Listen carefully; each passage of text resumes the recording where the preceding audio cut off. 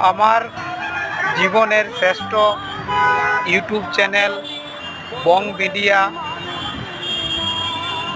উজ্জ্বলদা এবং প্রিয়া দিদির মধ্যে যে সম্পর্কটা জটিল হয়ে গেছে, নিজেদের মধ্যে একটু ভুল বোঝাবুঝির জন্য প্রিয়াদি এবং উজ্জ্বলদাকে বলবো, তোমরা তাড়াতাড়ি সেই সম্পর্কটা মধুর করার চেষ্টা করো।